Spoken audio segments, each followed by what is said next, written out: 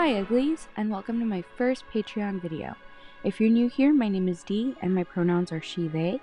I'm an illustrator and graphic designer who loves all things fun and weird. Today, I'm going to be remaking one of my favorite sketches that I doodled in my trusty dusty sketchbook that was inspired by one of my favorite horror movies, Nope. I made this layout of some really fun A24 sketches, and I thought to myself, well, let me put it to some good use and Christian my new Patreon exclusive sketchbook with this really sweet art piece that I made. Here, I'm just going to go ahead and start making a very light outline of the sketch. So I'm essentially just copying that original sketch on over into my new sketchbook. And as I'll be sketching, I will be talking about random little tidbits of the movie Nope, why I loved it, and why it resonated with me ever since it came out in 2022. I love all of the attention to detail that Jordan Peele put into the symbolism throughout the movie, and how different he went with his interpretation of what an alien would look like. And let's face it, anything that has any type of religious context to it, sign me up, I'm sot.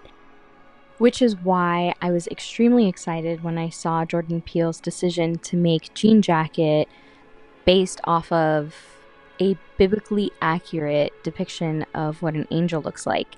I thought that it was perfectly freaky, perfectly alien. Peele and his team studied a bunch of underwater creatures such as jellyfish and octopi and the way that they move, so they could incorporate it into the creature design as well. Something else that really excited me when I watched this movie for the second or third time was how Jordan was able to combine the idea of science and the idea of religion into one creature design, and it made me realize how similar my art journey has been to that concept. That's all I've been trying to do with my art, is try to figure out how to combine my love of horror movies with my love of color and fun stuff. The special effects company that worked with Jordan Peele obsessively watched UFO sighting footage to understand the movements of UFOs, to figure out how to capture the creature that they were working on, how to hide it in between clouds, and yet still figure out how to make it move like a predator hunting its prey. So it's pretty fun to think about, a big group of professional special effects creators just watching a lot of UFO sighting cryptic videos on YouTube and trying to understand how a UFO could theoretically move, and use that in the movie is very cool. Another really cool fun fact is Jordan said if he had to pick a specific color for his movies, he said that he would pick the color green for Nope, which makes a lot of sense considering the main theme he explores in the film is creating a spectacle of a tragedy for fortune. When Jean Jacket goes into its second form, we see its big green eye. The sister's name is Emerald as well. The sweater M wears in the first scene is green, and she's actually standing in front of a green screen, and she's even wearing a green shirt in the final act. When Jupe is hiding from Gordy under the table, it's actually a sheer green tablecloth that separates him from, a possible horrible, tragic ending. And some other pops of green that happen throughout the movie are Lucky's mask that OJ puts on towards the end when they're about to go and fight Jean Jacket. In the Star Lasso experience scene, we see that the cover over Lucky, the merchandise, and the seats are all specifically in green, indicating that they are what brings in the money. Antler's editing room is completely covered in plants from head to toe. Even the fish restaurant, where they decide to eat after their first alien encounter, is just completely covered in green.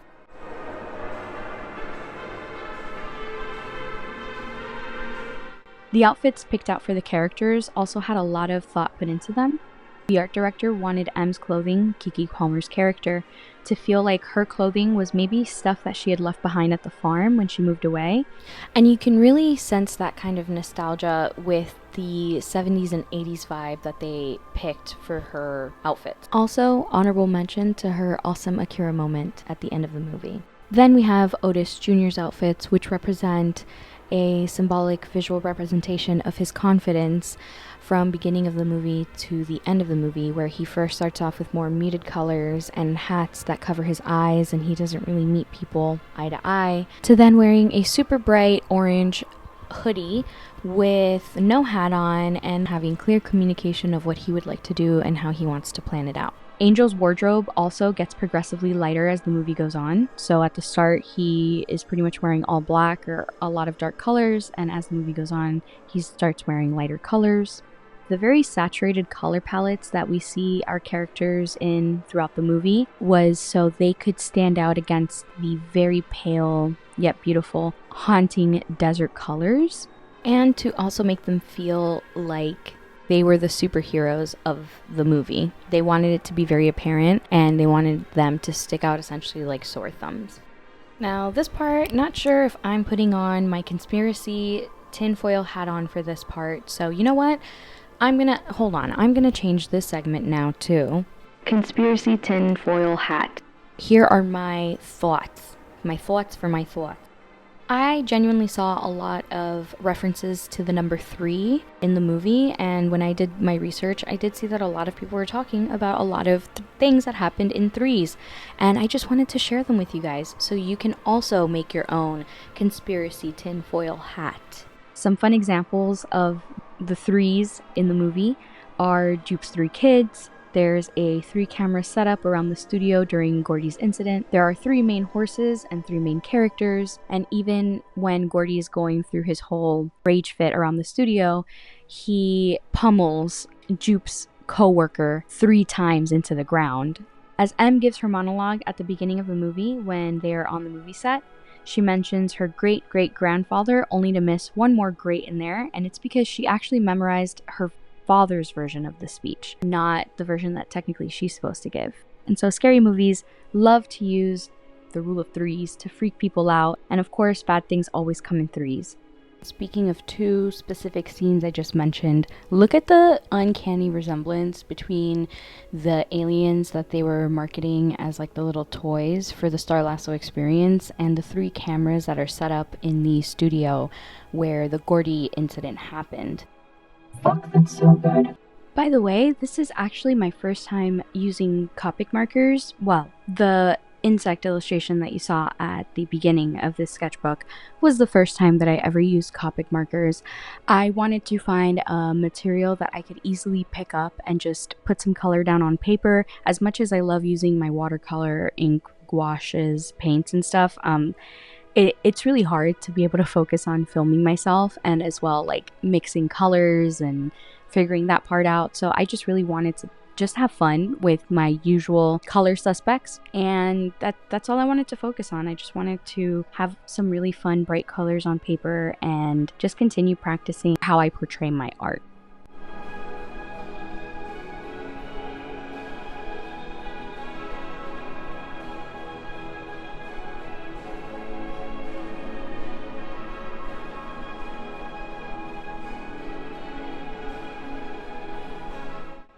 Something else that I really love about Nope is the sense of whimsy that it still has, even though what's happening in the movie is incredibly scary. For example, the fake horse that they use to entice the alien so they can try to get a shot of it had a really pretty ribbon wrapped around it, and the color palette was really cute and sweet. And the fact that they used wacky inflatable tube guys to figure out the location of Jean Jacket was also very creative and fun, and something that kind of took you out of the fear of what was going on and kind of got you excited for this part of the movie where it it's the planning. You got the guy with the camera, you got the guy with the tech, you got the motivated sister, and you got the wrangler, the horse wrangler who's the hero. That's very fun and something that I got really excited about because I love heist movies, or I love it when there's a group that has to come together and, make a plan. Felt very Goonies to me, so that was very exciting. And real quick, back to my illustration. I really like to layer the fuck out of my color pencils and my markers. So you'll be seeing a lot of like back and forth with the same colors and just giving the sketch this very doodly, scribbly kind of feeling. I really do love to layer not just the different shades of a color, but anything that could make it pop even more. So as you saw a little earlier, I used some yellow in the pink hair so that way it could help saturate the pink a little bit more. And I used that same yellow as well in some parts of the jacket, once again to give that red-orange color some more saturation.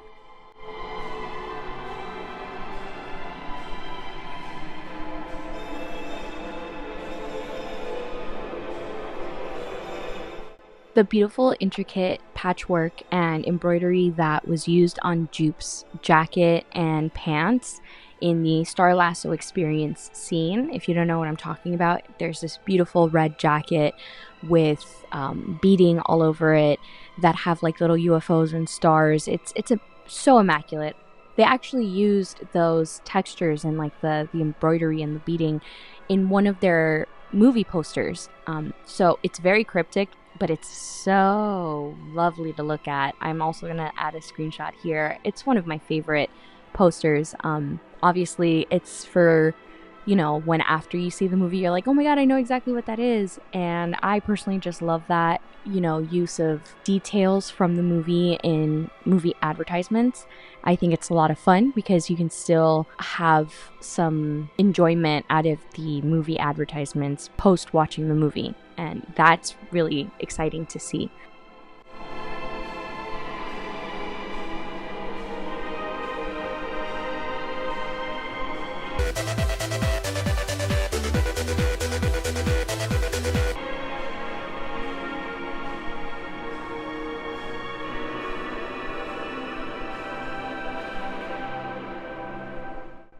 So, as you can tell, I just had a little dance party because Diego surprised me with two new Copic markers, a blue and a green.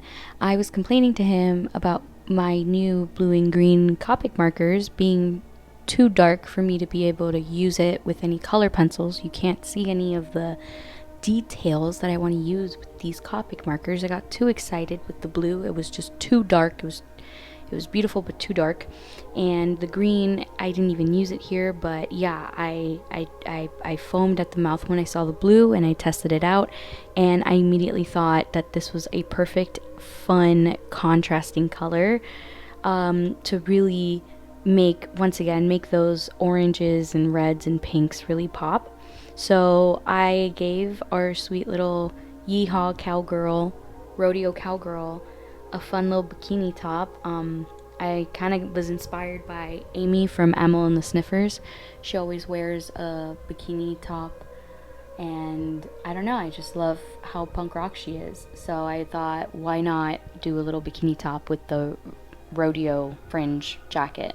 Also, just fucking ignore the fact that I completely forgot to add in all of the fucking details that make the jacket.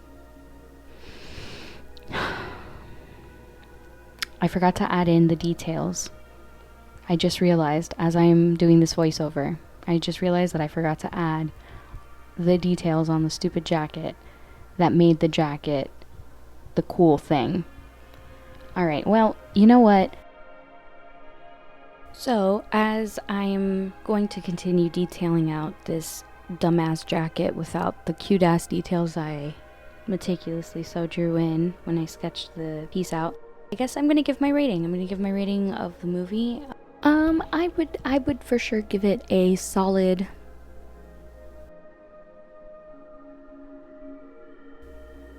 B. A solid B. Yeah, I would say that I would agree with the Rotten Tomatoes judgment. I'm not usually. No. Let me not lie. I listen to the Rotten Tomatoes a lot of the time. The Rotten Tomatoes sometimes do have points. I can also go over some really Rotten Tomatoes that I've watched, horror movie wise, that are so bad that they're good. Maybe that could be fun. Alright, I'm getting off topic. I can definitely give Nope a solid B-, B+, honestly. I wouldn't give it an A. Wow, this sounds so messed up, doesn't it? Yeah, I don't know. I wouldn't give it an A just because it's a perfect horror sci-fi movie to introduce you to, the world of media literacy and how symbolism is used in film or can be used in film. It was just such a thoughtful process for a movie. However, I do feel like I agree with a lot of the critiques out there where some of that horror aspect is missing.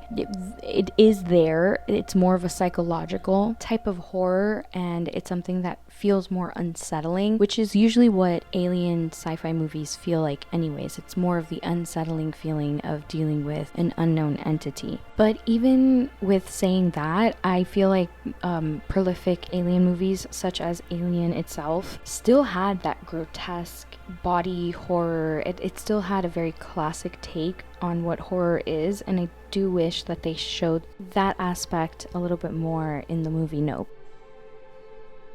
I'm gonna be honest with you guys, I'm not really sure what the final outcome of this video podcast is gonna be. It might be a steaming pile of poopy that I will deliver on your doorstep on fire, and then you have to put it out with your foot, and for that I am so sorry. I am sorry if it's messy and it's chaotic.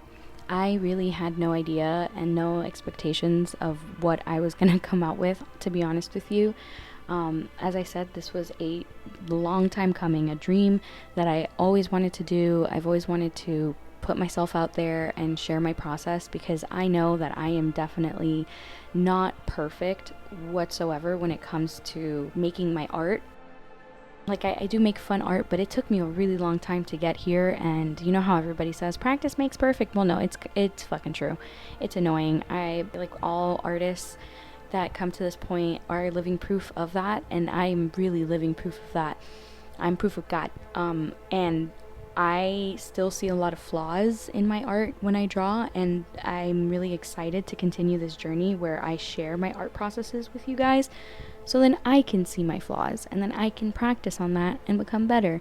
And hopefully that inspires you guys and motivates you guys, if you're, interested in doing something that's a craft or an art or a hobby, to just get into it and not be scared that maybe the outcome isn't going to be so perfect. Took me a really long time to get used to that, and to be honest with you, now that I'm here at this point in my journey, I wish that I would have listened to that advice a lot sooner. So if you've already heard the advice and you're just waiting to get started, I would highly suggest just fucking do it, for real. Like, I know that it's so hard to get out of your head sometimes, but when I finally did, and I finally just gave up on the idea of being perceived, that's literally when everything kind of just clicked together for me. I know that there isn't a magic potion that we can all drink and just be successful at what we want to do, especially if it's in the creative field. And in today's world, it feels 10 times more difficult to be anything creative and successful.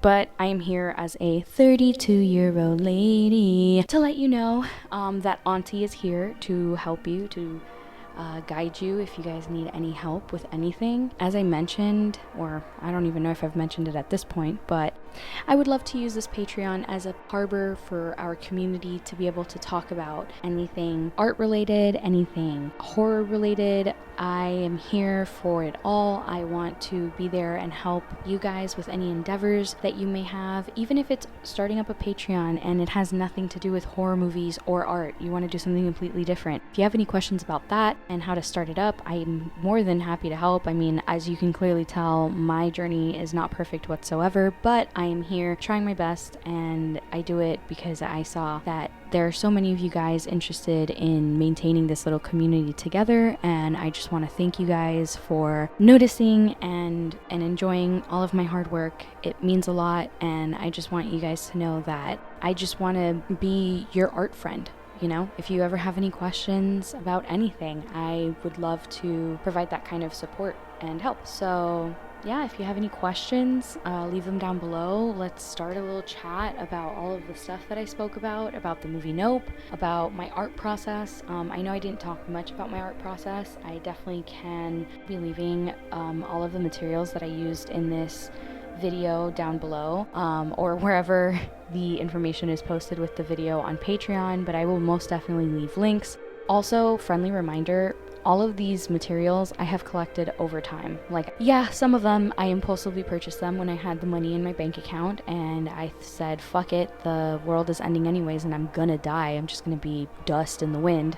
Who cares if, you know, I spend $100 at this art supply store and, you know, I bought myself a bunch of Prismacolors. But, you know, you don't have to do that. You don't have to be psycho to get this journey started. I can even make a video showing you guys the art materials that I started my journey with as well. And hopefully for future videos, once I have this down to a T where I know how to film myself and I know what kind of content you guys like, and once we're a little bit more fleshed out, I will also be introducing polls where you guys can help me pick my next horror movie review. Thank you so much to everyone who is supporting this Patreon. I can't thank you guys enough. And yeah, I'm just gonna use these last few minutes to talk about my art process and then I'll be out. So please tell your friends and your family members to check me out here on Patreon, and I'm just gonna do the finishing touches now on this art piece.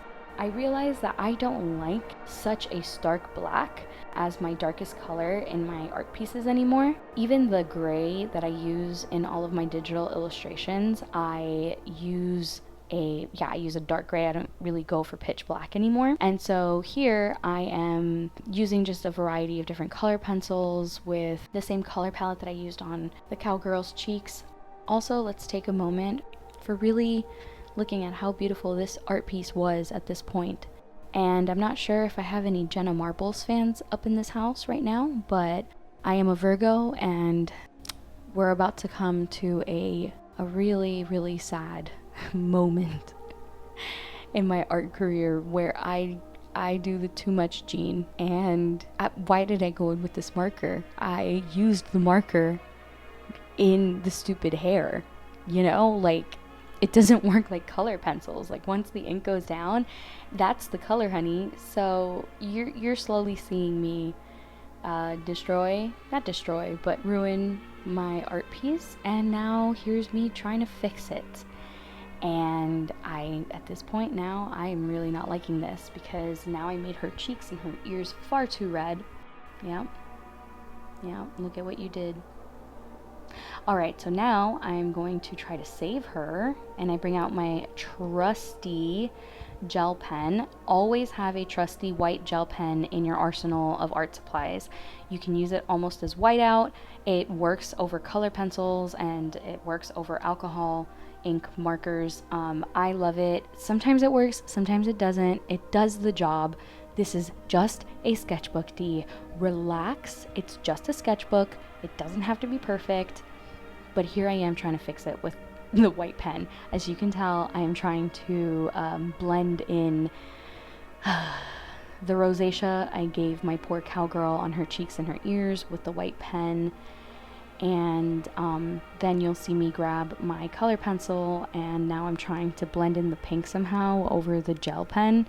It kind of works, but as you can tell, it's a little messy. But either way, I still really love the colors that I used on her.